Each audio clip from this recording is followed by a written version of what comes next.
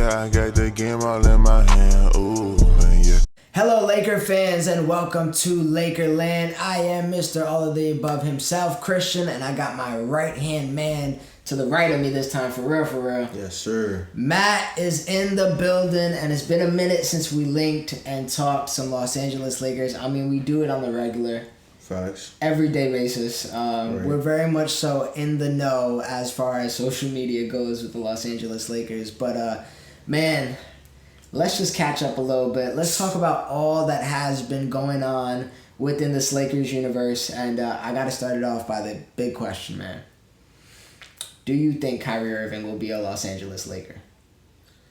All right, so there's definitely two answers. Right? There's definitely two answers to that. There's an answer that's manifesting, Of course.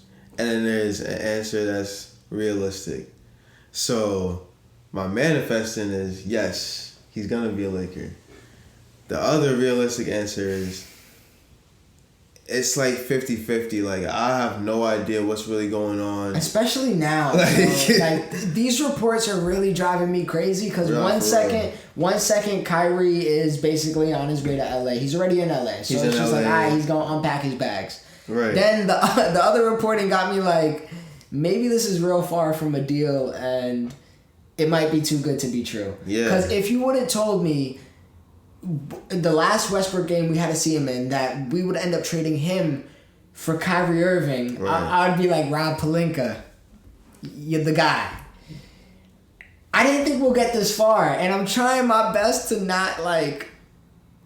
I'm speaking into existence, but at the same time, I'm not trying to get my hopes up because there is a reality where Kyrie Irving and the trade doesn't go through. There is, and that's what I'm on now is, can we make a move? Can we poke him with a stick? Can something happen, bro? Like, I don't... And that's kind of where I lay too. It's like, I really don't want to get my hopes up too heavy because in all reality, bro, the whole concept of this trade coming together is really from the basketball gods themselves. This is the mana from heaven I was talking about, bro. This is the mana, bro, because, like, really, bro, alright, it has to get rid of Russ, it has to be like the most perfect situation ever because no team out of these 30 teams is taking Russ. They don't want that contract. They don't want him on their team. It's just not a possibility. That's ultimately what's holding everything up right now is where is Russ going to land? Because Brooklyn, they want to get rid of Kyrie. But on the other side, they don't want Russ, though. Exactly, but on the other side, nobody wants Kyrie either. It's a real stalemate. It really leaves like the Lakers and the Nets are in a similar situation when they're kind of trying to get rid of somebody. So we have to work with each other somehow. What also is holding it up is the fact that KD is really just out there and Kevin is being Kevin. Also, they don't know what they're doing quite yet. But they don't have to do nothing with offer.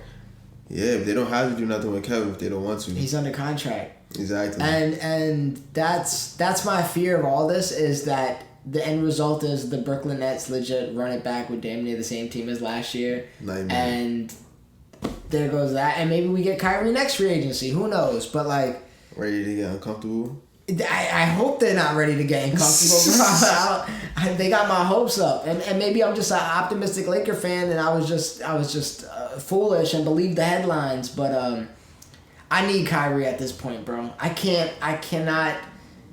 Is Westbrook out? Is that at least the confirmation? Do we feel confident in saying that Westbrook won't be suiting up for the Lakers next season? It seems like the only possibility of that happening is if we trade him. And then we got to go into the agent talk because he just fired his agent. And would his agent for 14 years... For telling him his value is... And his agent was like, listen, bro, maybe you should rethink this a little bit and just do what they tell you to do. Play the role What are they telling him to do?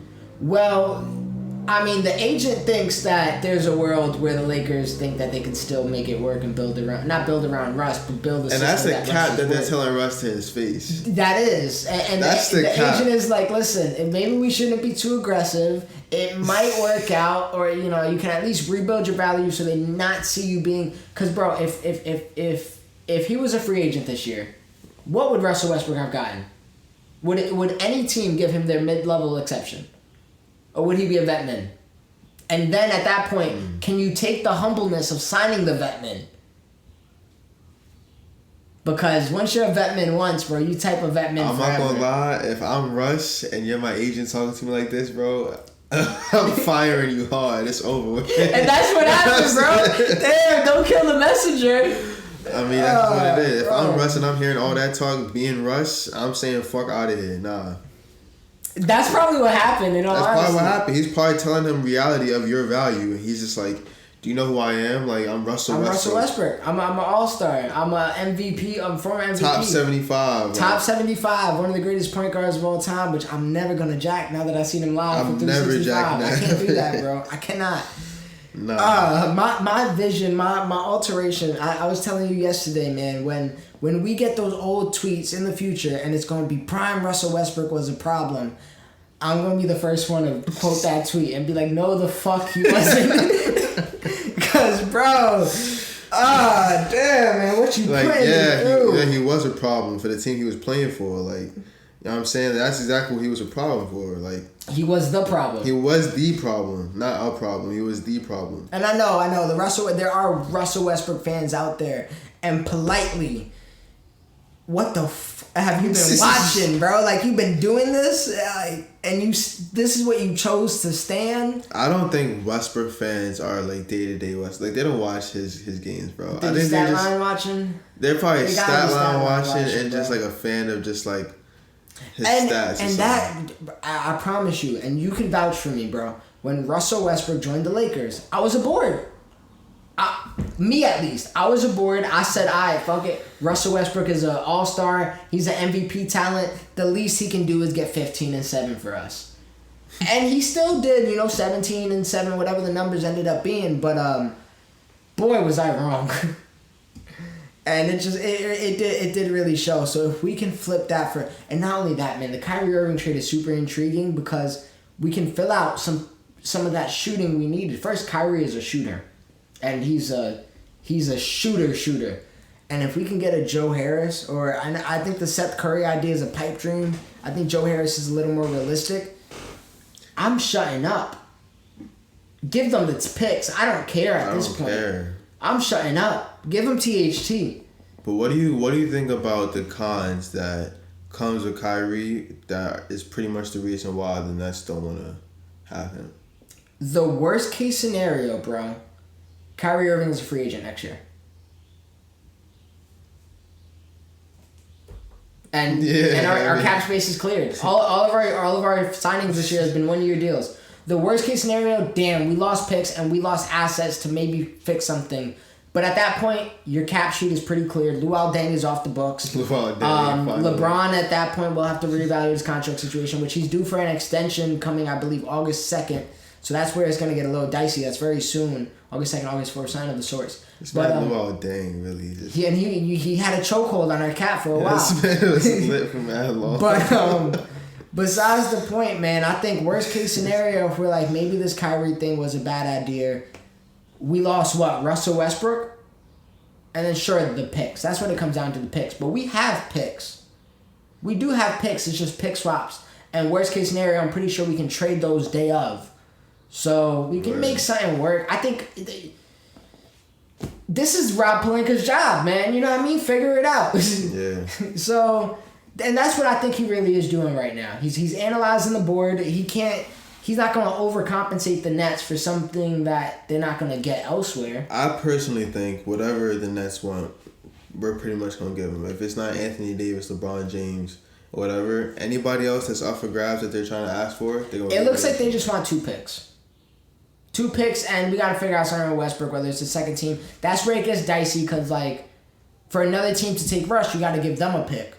So it's the question of if Nets would take 1 pick for Kyrie Irving, essentially, and maybe a young player, a THT and none, whoever it might be, and they don't take on Westbrook. And it's like, all right, you cleared all that salary. All you did was give me a player for real. Right. And a player that you weren't going to get nothing from anybody else anyways. Didn't want to play for you.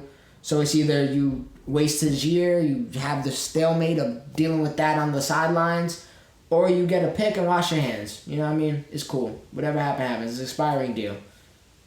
honestly, and if it wasn't his player option to opt back in, would you have even signed him yourself? Because you don't want to give him the extension deal. It's not a long-term player you want. Right.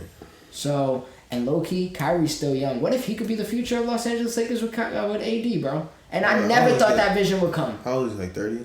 He's creeping probably like 29. But the way he's 29, 30-ish. But the way I view it, if you extend him out and give him a long-term contract, Curry just won a ring and he's 34. Right. The only thing with Kyrie Irving is questioning, does he love basketball enough to show up every day? Nah, he loves basketball enough. I think he just doesn't love it's the media. It's the business of it. Everything that goes in between the lines of basketball. Yeah. And, I get that. And it's not going to be easy in Los Angeles. Yeah. You're going to be a first-take topic every day. That's what I'm saying. Are you worried about that at all? Of course. I mean, naturally it's a fear, but once again, I'll choose that over Westbrook. Yeah, that's what I'm saying. Like, whatever it takes, bro. If you don't play 40 out of the whatever games, all right, cool. I'll live with that. Because, listen, AD only played like 25% of last season anyway. Yeah. So we're used to our stars not really playing. This is... Bro, and it's a fit that really would make sense. It would. Kyrie and AD in a pick and roll. I know, and the Kyrie and LeBron mix already been proven. Worked. And I said this on the episode, bro. How shook are we when the game is close and somebody has to take the last shot? I would love to have Kyrie Irving, bro. I would love it, man. I would love it because I know for a fact at least he's gonna be confident enough to, hey, give me the ball. We're gonna figure something. You know you're gonna get a shot off. Yeah. A good one too, like a confident one. I don't even care if he missed, but I'm just knowing he's gonna be the guy. Yeah. I'm talking myself into it, bro. I want Kyrie, man. We low key need Kyrie. We need to be light. Do we need to light sage? I could get the sage out. We can have an episode with the smoke in the air, and we can do the prayer circle, bro. I'm not gonna lie, that shit might need to be necessary. It might be necessary at some point, bro. I don't know if you remember, but there was a game where it was last season. Westbrook was playing with AD and Braun. It was one of the games where they all three were playing at the same time. And you know that was a rare game. Yes, of course. Russ was so ass at that point in time that it was impossible for Frank to play him in the fourth quarter if he wanted to win. So he benched this nigga. He benched his ass, right? Of course. And we ended up losing. Maybe, I don't know if it was an overtime game. But we ended up losing a pretty close one in the clutch, and Westbrook went over to AD and Braun, and was trying to. You know what I'm saying? That had to be the moment, right? Bro, it was very just telling about just the whole like energy, and I'm very curious to know like where they all stand right now. Are they in communication? No, is this hell like no. a group chat? Have you seen the Summer League hype thing where Russell Westbrook and Braun were in the same arena, across from each other? Everybody dapped up Braun. A lot of people dapped up Russ. Russ and Braun didn't dap each other up. I heard about that. I saw that. I didn't really read too much into it because I was like, my man LeBron James over there trying his hardest to play with Kyrie Irving in any form of way possible. Man is popping out to the Drew League. He's popping out to wherever Kyrie Irving might be right now in New York. The train, bro. He wants Kyrie Irving. It's embarrassing. And this man Kyrie pulled up to the Sparks game. How could you be Russell Westbrook and dap him up after their relationship, at least for now, and they gotta obviously get mature and grow past it and realize business is business. I mean, even in that sense, right?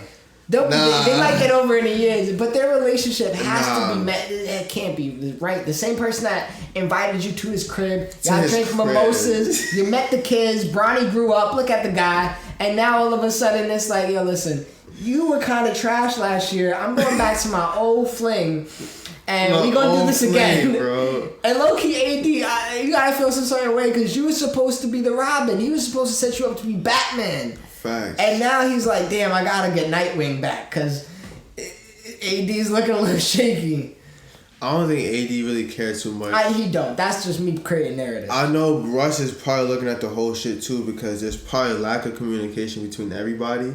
But he probably sees all the pieces moving All right, Kyrie's in LA. What the hell going on here? Yeah, the right? Sparks game. I don't know. They playing in the Drew League together. Wait, I ain't get invited. What the fuck going on? Apparently, they got DeRozan there too. I know they wanted him before me. Wait, what's going on? I'm saying when you see all this shit going on, up, bro. They're like, yo, I would be tight. And he gotta know. LeBron sent out a tweet. He said, yo, I forgot exactly what it was word for word, but it was something to the lines of whatever we got to do to get Kyrie on the team, I want to do it. He went on Twitter and said that publicly. Honestly, bro, you gotta respect LeBron because he doesn't hide none of the shit.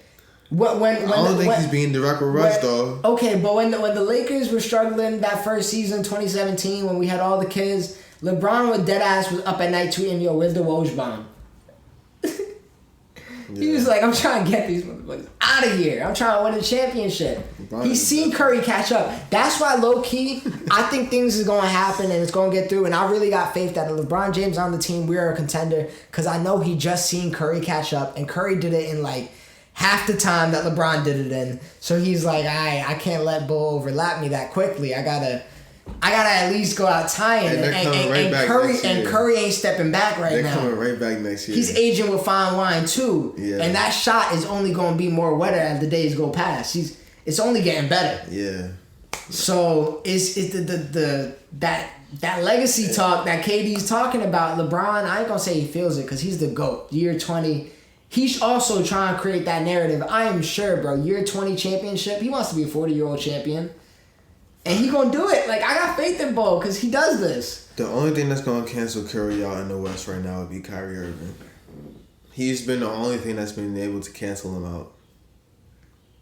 Well, I'll tell you this right now. If we got Russell Westbrook on the team, you could give Curry another ring. Another ring, and MVP, just all give that it to him. And I feel like that's what Bron sees too. Yeah. And Bron wants to play with Curry. So, oh man, there's so much. There's so much, and not only that, bro. Like, if we don't get Kyrie, it's like apparently we have backup plans.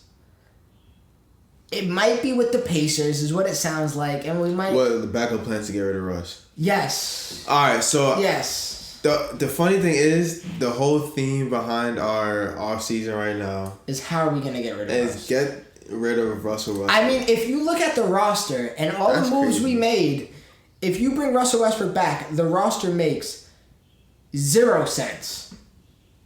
0 cents, bro. We didn't even get the wings. Can you tell me a roster that would make sense with Russell Westbrook on it? No, and fair enough. That's a very valid point. And honestly, this offseason was a very hard one to cook up. We did what we could. Well, let's talk about it, man. Lonnie Walker was our mid-level exception. Very great pickup. How do you feel about that one? That's what I want to start off with. Because that's a little controversial one. But how so? People just... Honestly, I think people had higher expectations for what our mid-level exception would be. But there was not many people in the market. Everybody was getting pretty much not overpaid, but overpaid for the Lakers. Listen, the best type of players a Lakers team can have to fit a certain role are the KCPs, are the Kyle Kuzmas, are the, you know what I'm saying, who is that, Stanleys? I like Stanley. You know and I feel like some people are forgetting about who we got because of what last season was. We kind of view it as just like a big black hole. Yeah. And nothing good came out of it. Yeah. But Austin Reeves did come out of it. Austin Reeves. And I'm expecting serious PT for Austin Reeves. Of course. I thought Stanley Johnson looked like a stud in the role he played last year. Right. Now, if he can be a stud in a role on the championship team, that's a different question. And that question is also for Austin as well. And then even I'm not sure. I'm not tripping about Wendy and Gabriel. He's a mute point. I'm not really big on Wendy and Gabriel in all reality. We still have him. We still got him. That's one player we still got. But yeah, when we talk Lonnie Walker the fourth, what I see with that is I'm cool to trade THT. I'm cool to trade THT. Because regardless, at the end of this year, THT is due for a contract, and so would Lonnie Walker be.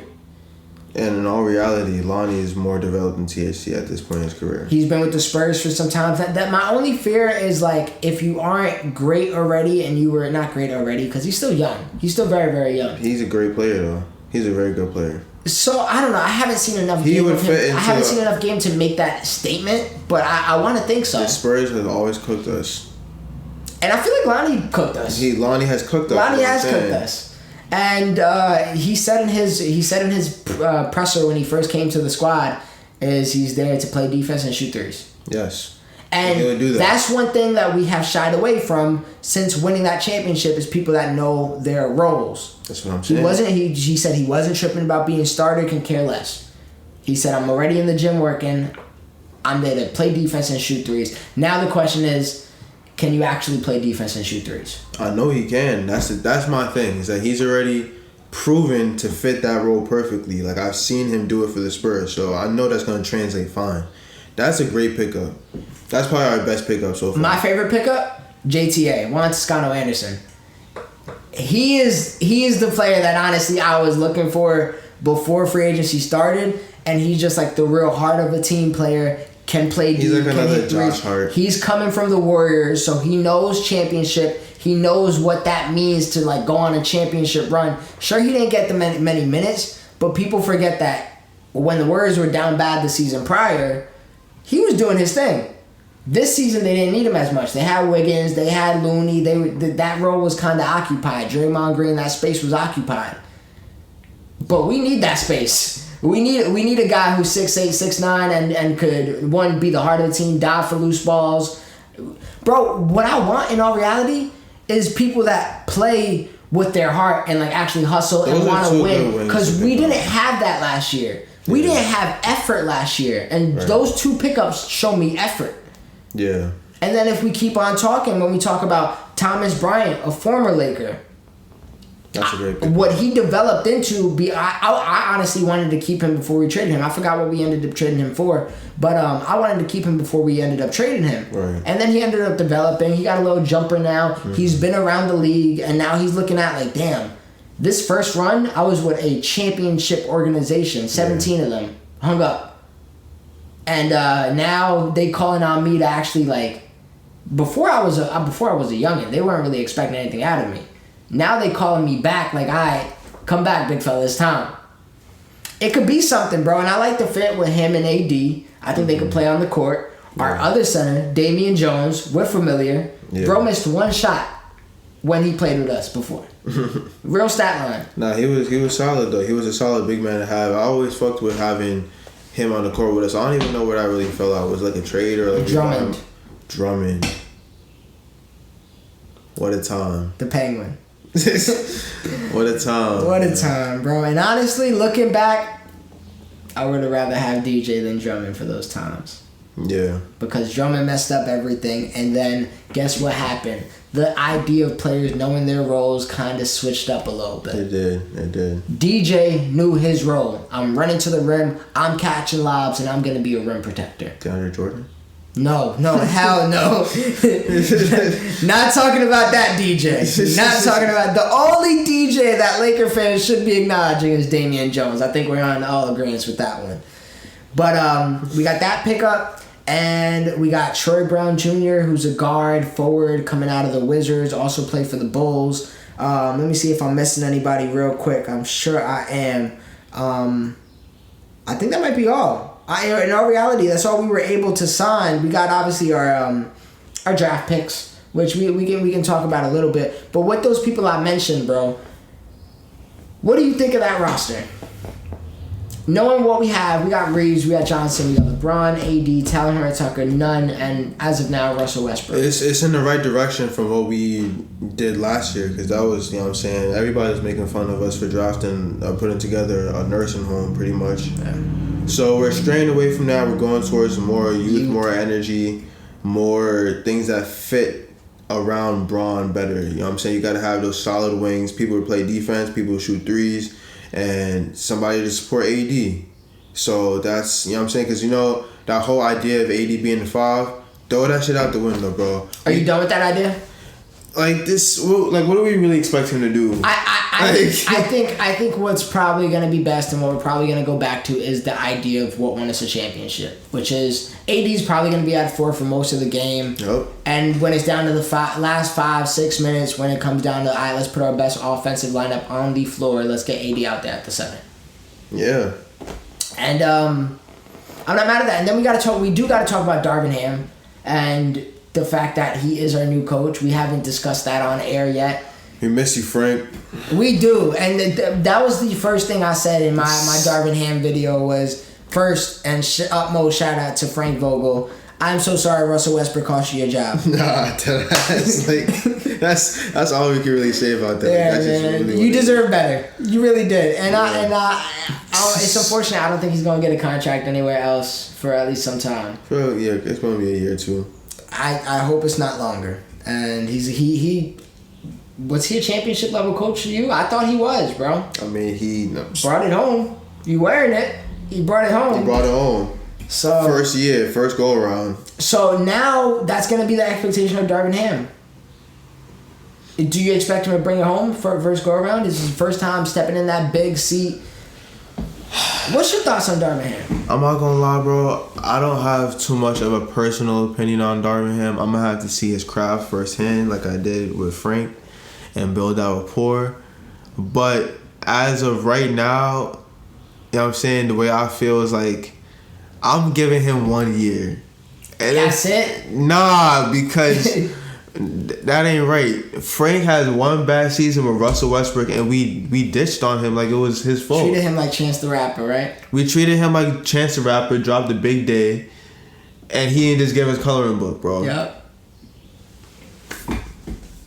It's a great analogy. It really is. I'm glad that we pulled that conversation, bro. Because that's really what happened. Frank, first of all, his first season championship, a glorious one too at that. Super glorious one. A one where we dominated in the playoffs. Won it for Kobe and everything. Second year, what happened? We were beating the Suns, and this is what drumming on the team. Beating the Suns, and AD got hurt. Right. We gassed the Suns' head up. We're the reason. Should have took care of them in the first round. He gassed their head up. Should have took care of them in the first round. We gassed them up. Look what happened. Next year they came, barely did anything. Anyways, this season passed. You give him Russell Westbrook. You tied both his hands behind his back and told him to dribble. And then nobody over 6'6", besides Carmelo Anthony. Carmelo Anthony.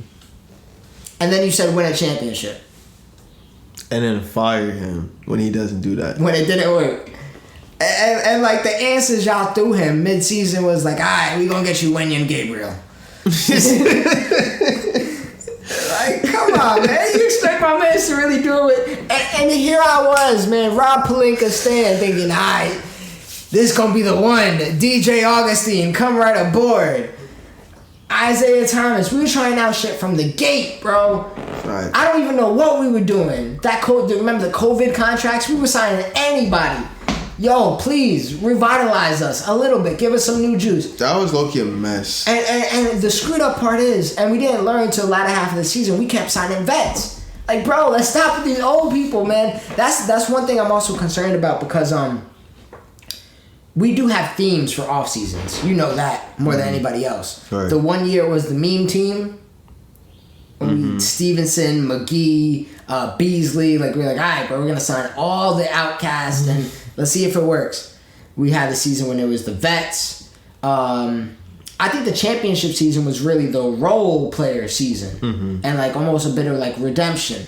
Then last year with the vets. This year's clearly the theme is youth.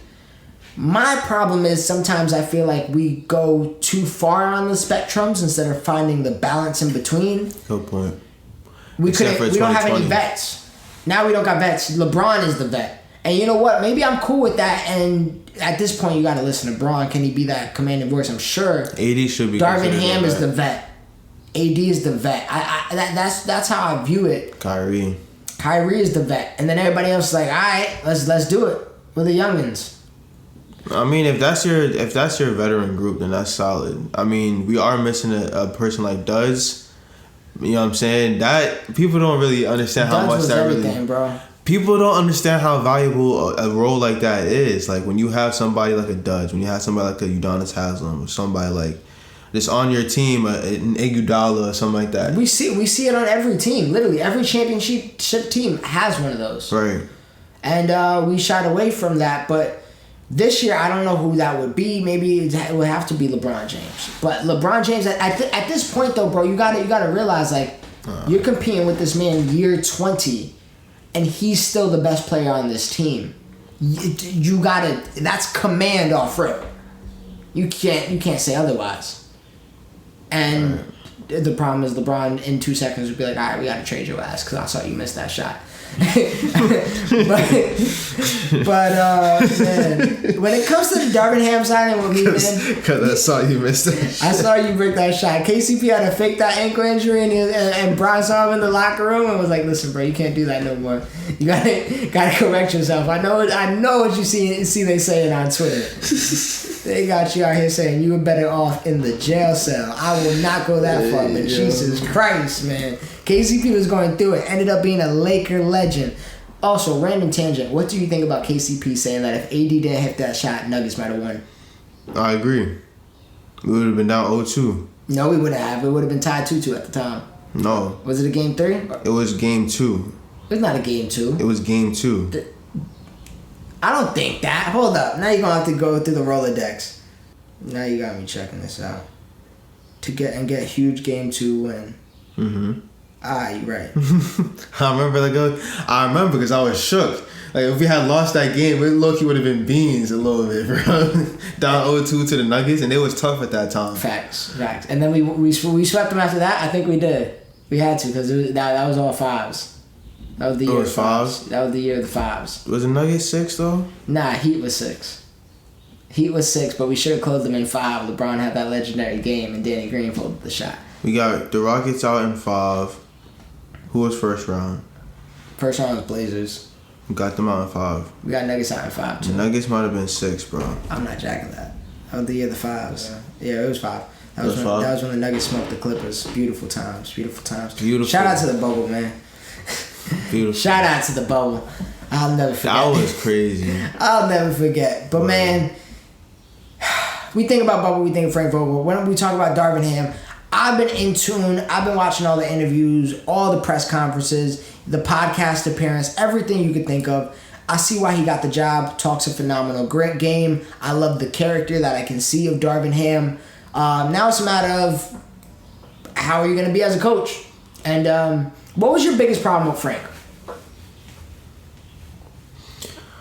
I feel like my problem was some stubbornness that he had. Yeah, and I could understand, like, all right, if you have a game plan in your head, you got to stand tall on it and just, like, roll with that and die with that. I understand that. But, like, also you got to consider the formula that they was giving him a lot of the times, too. You know what I mean? Like, besides that championship year, it's been kind of a challenge to figure out these.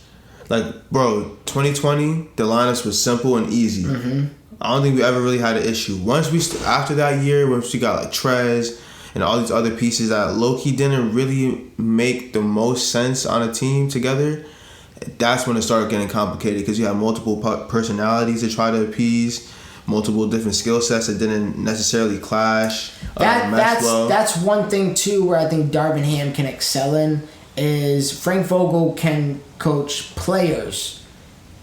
Could he coach personalities? Right. Where Darvin Ham, as a former player, he might be able to just keep it a buck with you and coach personalities because he commands more of a respect. I don't know. It really is a thing because it's from everything that I hear that players naturally respect older players for coaches rather than coaches that never played the game because they feel like as if they can't relate.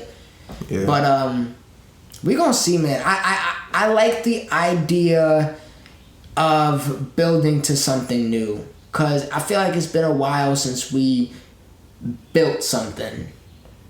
Because even when we signed, have you felt like we built a dynasty? I want to build a dynasty, and I feel like a dynasty isn't just Braun and AD and then everything around it. I feel like it's more to that. Like, who's the coach? Who's some of the role players that stick through with us?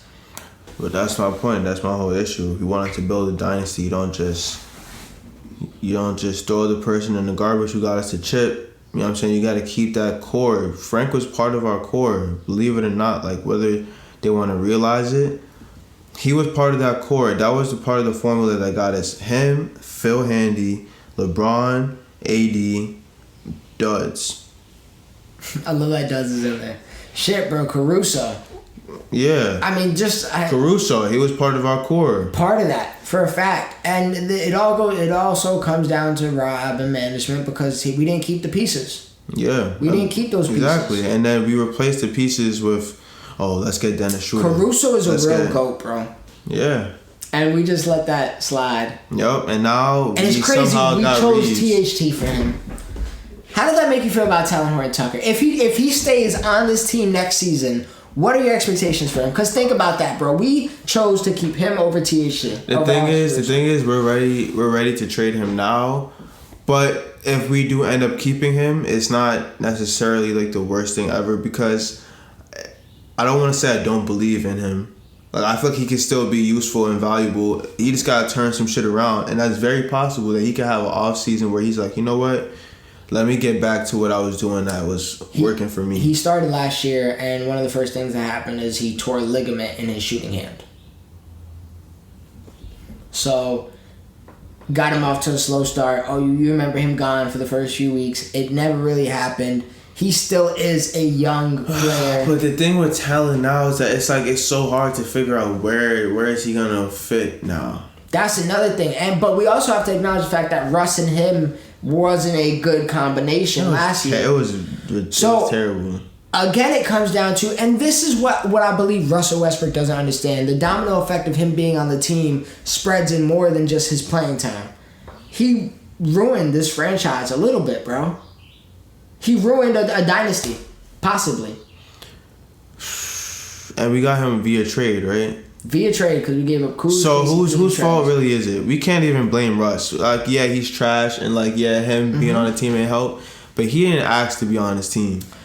Okay, you can say that, but I low key. Like, what was the reasoning? What was the thinking behind? You know what? This is what we're doing. And then that's where the biggest L. That's where the conversation comes in. Well, if Bron asked for him, you can't expect me to want to clean up your mess. And this is your mess. Nobody's taking responsibility, and for that reason, I'm believing it's LeBron James. I'm not mad at you for believing that, and I'm not mad at you for taking that stand, because at the end of the day, that's a stand to take. Like, you got yourself into this, now find your way out of it. But that's what he's low-key doing. He's like, I'm giving you Kyrie. I'm giving it to you. Because, again, if you would have traded He's trying to clean up his mess for sure. If you would have traded KCP and Kuzma last year for Kyrie Irving, what have you said? I guess we're going to trade KCP and Kuzma. Yeah. Because I would have done it. Yeah. But he's definitely trying to clean up his mess right now, and that's what he's doing. He's definitely, I'm saying, he's getting the mop, the broom out, trying to clean it up, because he knows he created a mess, and that was on him, and nobody likes to talk about it. We all like to blame Russ for being on a team like he signed a free agent contract. That's not what happened. Bron said, let's go trade for whatever. All of our assets that we had for Russell Westbrook. That was the move that fucked everything up. Hey, Frank's career, job. And we take that out on Russell Westbrook. And maybe that's part of the unfair fandom, and he's really got a treatment like hell because of that. Because us Laker fans know all that going into this. And he deserves some of it. He didn't perform. Exactly. He deserves some of it, because $47 million. Nobody created that low light reel except you. Yeah. You were the reel. Somebody just put it together. You created the low lights. Like, man, Russell Westbrook. I really hope that, bro, we figure this out. We get Russ out of here. Okay. I love playing against the boy. Like, I love playing against Russell Westbrook. Like, yeah, we had a perfect strategy again for the Rockets. You know what I'm saying? Like, he's good for something. I'm not going to act like he doesn't belong. He helped us get a chip. He did. A very, like, you know what I'm saying, focal point. Like, a very important part of that championship was playing the Rockets, because, you know what I'm saying, that was the team he was low-key You worried always about. said it too, bro. Is like Frank Vogel really had a game plan against Russell Westbrook, and then had to and then they brought him the same thing. Like, he really knew. He was like, all right, just don't guard him. Don't worry about him. And that's been kind of what I've been trying to figure out. Like, do I blame Rob or do I blame Bron? Can you blame them all? Yeah. They all share that responsibility, and they're all going to share the responsibility. But now one person in the boardroom was like, what are y'all smoking today?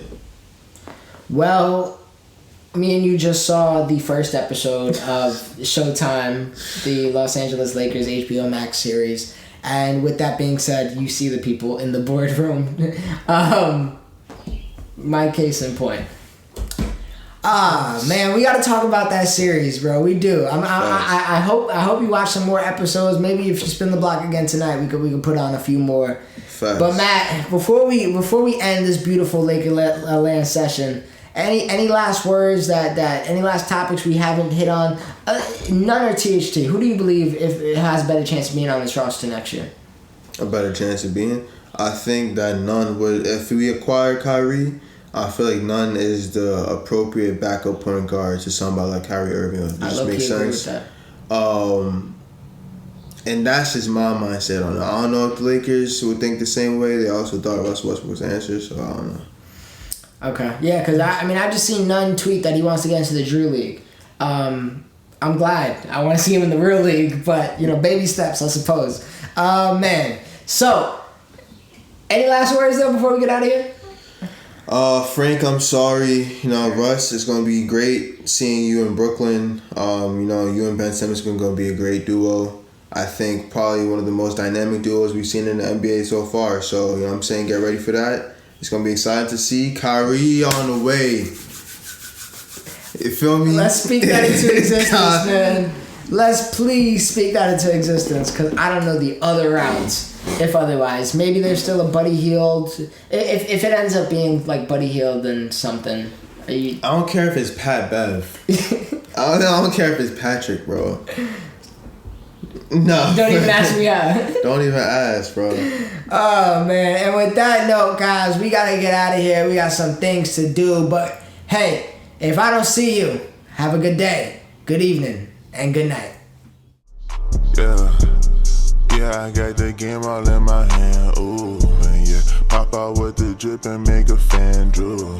You could risk it if you want, this ain't no fan duel. Yeah, I'm in a Benz cool, yeah, stepping for the breeze.